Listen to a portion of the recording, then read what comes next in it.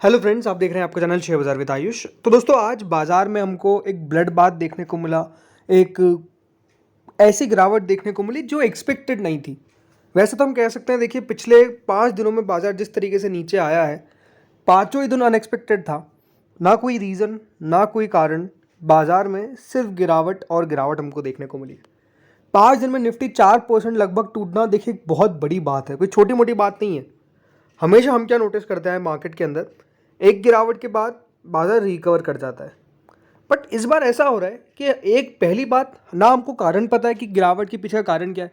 देखिए कारण क्या हो सकता है, कारण ये हो सकता है कि देखो कच्चे तेल का दाम बढ़ रहा है, ग्लोबली मार्केट्स में आपको सेल ऑफ देखने को मिल रहा है, और कोई बड़ा प्रॉब्लम हो, किसी में बड़ा वॉर छिड़ गया हो, राइट। ये कुछ फैक्टर्स हो सकते हैं।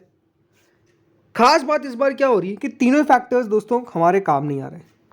ना दोस्तों कच्चा तेल में कोई उबाल हमको देखने को मिल रहा है, ना ग्लोबली मार्केट्स में कोई गिरावट हमको देखने को मिल रही है, ना ही हम कह सकते हैं कोई वॉर ऐसा एस्केलेट हुआ जिससे हमको कोई टेंशन देखने को मिले।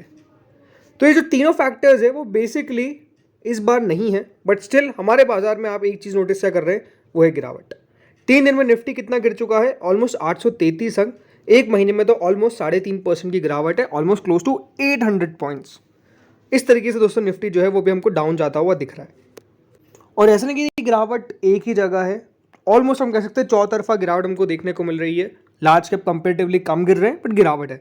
आज बैंक निफ्टी ऑलमोस्ट 1.11% नीचे गिरता हुआ नजर आया, और गिर सकता था अगर एसबीआई के नतीजे खराब आ जाते। बट एसबीआई के नतीजों ने हम कह सकते हैं थोड़ी सी लाज बचा ली, एंड जिसके कारण दोस्तों बैंक निफ्टी हम कह सकते हैं एक बच गया। अदरवाइज यहाँ पर भी एक बड़ा ब्रेकडाउन आ सकता था। ऑलमोस्ट 533 पॉइंट्स आज बैंक निफ्टी में गिरावट देखने को मिली है। एंड नो डाउट बाजार के फेवरेट निफ्टी मिड कैप और स्मॉल कैप, ऑलमोस्ट दोस्तों आज आप बीएससी मिड कैप इंडेक्स देखिए 835 अंक, 2% से ज़्यादा करेक्ट होता हुआ देखने को मिला है। और जो इसका बाउन हफ्तों का हाई है वो है 42,774 का। वहीं अगर मैं बात करता हूँ स्मॉल कैप के बारे में, तो स्मॉल कैप की सिचुएशन भी ऑलमोस्ट सेम ही है, 2.41% गिरा है। ऑलमोस्ट 1110 पॉइंट, सॉरी माफ कीजिएगा, 1110 पॉइंट हमको गिरावट हमको देखने को मिल रही है। एंड ये शो करता है कि नो डाउट देखिए मार्केट के अंदर अभी थोड़ी सी सिचुएशन टेंस है, थोड़ी सी सिचुएशन हमको अच्छी नहीं दिख रही है। इसीलिए जो आप इंडेक्स के ऊपर नज़र रखते हैं, जो है विक्स या फिर कहूँ वॉलेटिलिटी इंडेक्स, आज 6.5% फिर चल गया।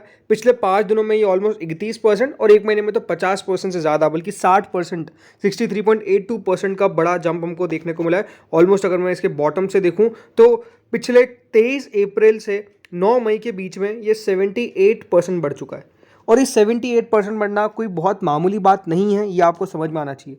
इतनी वॉलेटिलिटी अगर बढ़ रही है तो देखिए डेफिनेटली कुछ संकेत है। वैसे माना जाता यही है कि इलेक्शंस के टाइम में वॉलेटिलिटी इंडेक्स में तेज़ी हमको देखने को मिलती है, वॉलेटिलिटी इंडेक्स बढ़ता है। लेकिन ये बात ध्यान रखिएगा, अगर वॉलेटिलिटी इंडेक्स ऑलमोस्ट अगर 18 के ऊपर जा रहा है तो ये कोई बहुत अच्छे संकेत नहीं है। बिकॉज अगर ये इतना ऊपर आ जाता है तो ये संकेत अच्छे नहीं मान जाते।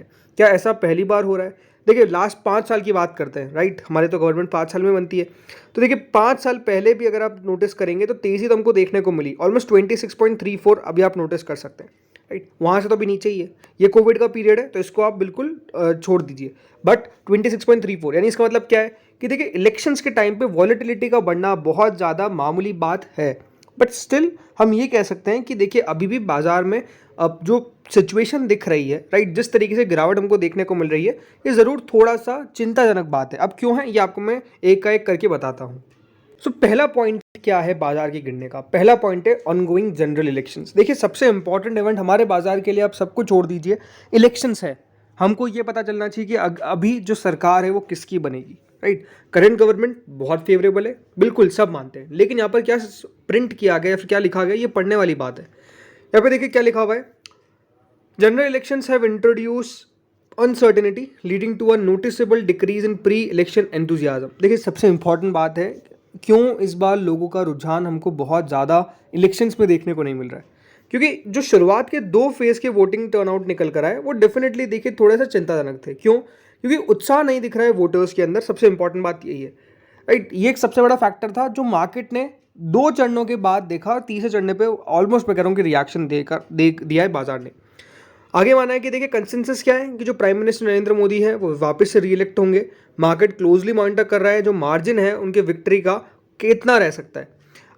बिल्कुल देखिए आईएफए ग्लोबल के चीफ मानते हैं कि जो वॉलेटिलिटी में हमको बढ़त देखने को मिली है, ये एक फियर फैक्टर है कि BJP lead NDA getting a weaker then expected majority. अब देखिए बहुत इंपॉर्टेंट बात है और मुझे आप लोग बताइएगा कि आपको लगता है या फिर नहीं। हम पहले देखिए लगातार एक नारा सुन रहे थे 400 के पार, राइट, लेकिन अभी हाल फिलहाल में आपने वो नारा सुनना बंद कर दिया होगा। क्यों? बिकॉज देखिए सिचुएशन अभी थोड़ी सी ट्रिकी दिख रही है। इसीलिए देखिए यहाँ पर क्या लिखा हुआ है कि एनडीए को बहुमत मिल सकती है, बट हो सकता है कि जितनी की एक्सपेक्टेशंस थी, जितना बाजार मान रहा था कि बहुत आसानी से हो जाएगा, वैसा शायद तक अभी होता हुआ नहीं दिख रहा है। हो सकता है कि देखिए बिल्कुल हम गलत हों, हो सकता है कि 400 सीटें हमको 4 जून को दिख जाए, हो सकता है कि देखिए 400 सीटें ना दिखे और जो फाइट है वो बहुत क्लोजली कंटेस्ट हो। हमको नहीं पता होगा क्या, बट बाजार क्या है? बाजार है स्पेकुलेटिव। ये बात आपको समझनी पड़ेगी। बाजार अपना स्पेकुलेशन लगाता है, बाजार ये देखता है कि क्या हो रहा है और एग्जैक्टली देखिए उसी पे हमको रिएक्शन भी देखने को अभी मिल रहा है। सेकंड बात क्या है? सेकंड बात यही है दोस्तों कि जिस तरीके से लगातार हैवी वेट्स के नंबर्स आए, जिस तरीके से हम एक्सपेक्टेशन थी कि अच्छे नंबर्स आने चाहिए, नंबर्स ठीक आए, बट ये नहीं था कि कोई सरप्राइज हमको देखने को मिला। आज अब देखिए एलएनटी 5% गिरा। क्यों? बिकॉज नंबर्स कोई बहुत ज़्यादा अच्छे अट्रैक्टिव देखने को नहीं मिले। जब हैवी वेट्स के नंबर्स दोस्तों वीक देखने को मिलते हैं तो ये सिचुएशन बहुत अच्छी नहीं है। दूसरी बात तो ये है। तीसरी बात क्या है? तीसरी बात ये है कोई ग्लोबल क्यूज़ नहीं है। मुझे वैसे देखिए तीसरा पॉइंट ज़्यादा समझ में नहीं आता है। ग्लोबल क्यूज़ हो ना हो उससे बाजार को क्या मतलब? बाजार को तो उसी से मतलब होना चाहिए कि किस तरीके से बाजार को रिएक्शन देना है। ये बहुत इंटरेस्टिंग बात मुझे लगी है कि ना अमेरिका के मार्केट्स में गिरावट है, अमेरिका के मार्केट्स बिल्कुल बढ़िया है, वहाँ पर कोई इशू नहीं है, बट स्टिल गिरावट हमको देखने को मिल रही है।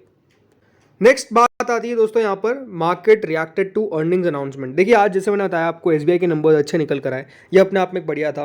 कैनरा बैंक के नंबर्स भी अच्छे देखने को मिले, बट स्टिल बहुत सारी कंपनी जो नंबर्स उतने अच्छे नहीं पेश कर पा रही है, राइट। जैसे एशियन पेंट्स था आज, एचपीसीएल था, बीपीएसएल के नंबर्स भी कोई खास ज़्यादा अच्छे देखने को नहीं मिले। बट ज़रूर देखिए यही है आखिरी पॉइंट जो सबसे इंपॉर्टेंट पॉइंट है और मेरे हिसाब से जिसके ऊपर सबको नजर रखनी चाहिए, वो है दोस्तों FIIs DIIs data, specifically FII data. Foreign institution investors लगातार एक चीज़ कर रहे हैं, क्या? सेलिंग, सेलिंग पे सेलिंग, बेच जा रहे हैं, बेचते जा रहे हैं, बेचते जा रहे हैं। आज का डेटा आपको दिखाता हूँ एफआईआईज का क्या निकल कर आया है। आज फिर एफआईआईज ने 7,000 करोड़ की सेलिंग करी है, 7,000 करोड़ की। ये इंटरेस्टिंग बात है। क्यों मैं कह रहा हूँ ऐसा? क्यों? एफआईआईज जिस तेज़ी से बेचते जा रहे हैं, और ऐसा नहीं कि दोस्तों एफआईआईज ने अपना ट्रेंड चेंज किया हो, मार्केट भले किसी भी डायरेक्शन में गया हो, लेकिन एफआईआईज का ट्रेंड ऑलमोस्ट सेम रहा है। उनके द्वारा बिकवाली हुई है, तेज़ी से बिकवाली हुई है, और आज भी दोस्तों 7,000 करोड़ बेचा गया। कल भी कितना बेचा गया था? ऑलमोस्ट 7,000 करोड़। बल्कि आज का जो नंबर है वो कल के नंबर से भी बड़ा है इस हिसाब से अगर हम चलें, क्योंकि दोस्तों ऑलमोस्ट आप देख सकते हैं आज निफ्टी कितना गिरा है, 345 अंक। अगर इस हम डेटा से चलते हैं तो मार्केट में तो कल भी गिरावट बनने के बहुत ज़्यादा आसार दिख रहे हैं, क्योंकि जिस समय से लगातार दोस्तों एफआईआईज बेच रहा है, बाजार लगातार अभी लुढ़कते हुए दिख रहे हैं। बहुत कम ऐसा दिखा कि देखिए एफआईआईज ने जब बाइंग करी, जैसे कि यहाँ पर आप देखिए 1071 करोड़ की बाइंग करी, तो उस दिन बाजार ऑलमोस्ट 223 अंक बढ़ा था। ये बात ध्यान रखिएगा, जो नंबर्स है उसको इसी तरीके से आपको देखना पड़ेगा, क्योंकि जिस दिन का डेटा आता है वो ऑलमोस्ट उसका अगले दिन उस पर रिएक्शन देता है, लेकिन तेज़ी ऑलरेडी हो गई। इसके बाद अब देखिए 964 करोड़ की यहाँ पर सेलिंग हुई तो मार्केट 38 पॉइंट गिरा, बट फिर 2392 करोड़ की सेलिंग हुई तो बाजार 43 पॉइंट बढ़ा। लेकिन उसके बाद क्योंकि डेटा हमारे सामने आ गया तो उसके अगले दिन 170 points, then 33 points, then 140 points, कल ब्रेक इवन था, और आज 345 पॉइंट्स। तो आई थिंक बाजार देख रहा है कि एफआईआईज करना क्या चाह रहे हैं। ज़रूर हम कह सकते हैं सामने डीआईएस की खरीदारी हमको देखने को मिल रही है। जैसे आज आप डीआईएस देखिए 5642 करोड़ आज भी खरीदा है, कल भी ऑलमोस्ट 6,000 करोड़ खरीदा था। लेकिन ये बात ध्यान रखिए, हमेशा आपको मैं कहता हूँ कि मार्केट्स को देखिए, जो तेज़ी के लिए जो एक फ्यूल चाहिए ना, वो है एफआईआई। अगर एफआईआई बेचता जाएगा तो मतलब एफआईआई के कारण दोस्तों मार्केट में एक पैनिक क्रिएट होता है, या हो सकता है कि देखिए मार्केट में इसी तरीके से लगातार सेलिंग बनती जा रही है, और स्पेसिफिकली जहाँ पर ओवर वैल्यूएशन दिख रही थी, जो मिड कैप स्मॉल कैप बिल्कुल अंधाधुंध भाग रहे थे, वहाँ पर दोस्तों अब बिकवाली हमको डेफिनेटली होती हुई दिख रही है। हम ये साफ कह सकते हैं जो हमको मार्केट से दिख रहा है। बाकी जैसा मैंने कहा, अमेरिकन मार्केट्स को देखिए, अमेरिकन मार्केट्स में कोई भी ऐसा इशू दिखता नहीं है। आज भी देखिए ऑलमोस्ट 17-18 पॉइंट्स ऊपर है नेस्डेक, और वहाँ से कोई बहुत खराब संकेत अभी तो नहीं दिख रहे। हो सकता है कि देखिए बंद होते होते नेस्डेक में भी आज बड़ी गिरावट हमको देखने को मिल जाए। लेट्स सी होता क्या है। बाकी अगर आप एक्सपर्ट्स को माने तो देखिए 22,000 एक ऐसा लेवल होगा जहाँ पर दोस्तों मार्केट हो सकता है कि गिर जाए। ये इंपॉर्टेंट बात देखिए कही गई है। उनका मानना है कि आज जो क्लोजिंग देखने को मिली वो 22,000 के नज़दीक देखने को close below 22,000 on April 18 as well, but stage a rebound soon after. मतलब जब 18 अप्रैल को दोस्तों जो हमको क्लोजिंग देखने को मिली थी उसका जो रिकवरी आई, बट अब यहाँ पर यही देखना है कि मार्केट्स कितना और गिर सकता है, क्योंकि अभी 22,000 के नीचे तो बंद हो चुका है आज, राइट। लेकिन अब ये देखना है कि यहाँ से हमको रिकवरी देखने को मिलती है या फिर नहीं, क्योंकि रिकवरी हमको पहले तो देखने को मिली है, राइट। अगर मैं पिछले कुछ समय की बात करता हूँ, last let's say 1 month, right, या फिर 6 मंथ्स की बात करते हैं, मार्केट्स में गिरावट आई है। देखिए यहाँ पर गिरावट हमको देखने को मिली, मार्केट रिकवर्ड। ये इंपॉर्टेंट बात है कि इस बार दोस्तों कितनी तेज़ी से रिकवरी आएगी, बिकॉज मार्केट ने वहाँ से एक अच्छी रिकवरी दिखाई। आज दोस्तों 21,957 पर बंद हुआ है, 22,000 के नीचे, जो अपने आप में क्रूशियल लेवल है। इसीलिए हमको कल देखना है कि निफ्टी कितना और यहाँ पर नीचे जा सकता है या फिर इन लेवल से बाइंग आएगी। तो बहुत इंपॉर्टेंट होगा कल का सेशन देखना, मार्केट्स इसी पे है। बाकी अगर आपने क्यूज़ देखे होंगे तो एफआईआईज़ का क्यूज़ नेगेटिव है, मार्केट पे ऐसे कोई खास पॉजिटिव न्यूज़ निकल कर नहीं आ रही है। और अभी दोस्तों मार्केट में थोड़ा सा सिनेरियो चेंज होता हुआ दिख रहा है, ये बात साफ है।